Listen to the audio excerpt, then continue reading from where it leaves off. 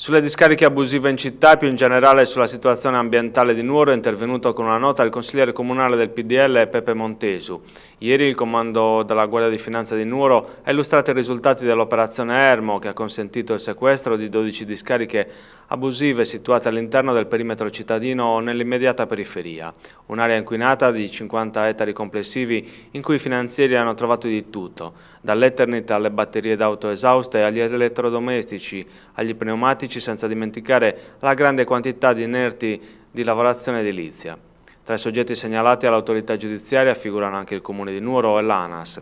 Secondo Montesu tutti sono arrivati a scoprire una vera e propria emergenza ambientale che da anni attanaglia Nuoro, ma l'unico che non se ne è ancora accorto è l'amministrazione comunale, troppo impegnata per l'esponente del PDL ad occuparsi degli aspetti economici e gestionali dei rifiuti, piuttosto che della difesa dell'ambiente. Nelle 12 discariche censite dalla Guardia di Finanza, sottolinea nella nota Montesu, mancano, perlomeno non sono riuscito a rilevarle, quelle delle uscite verso Marreri, il Monte Ortobene e l'Ollove e del quartiere di Predistrade Saesulis, lungo la strada di collegamento col Campo della Solitudine. Per il consigliere comunale di opposizione a nulla sono valse le interrogazioni fatte su Tucuruttai, gli inquinamenti rilevati nei pozzi di campionamento della discarica degli inerti o lo scarico a cielo aperto dei reflui convogliati nel versante di Locula.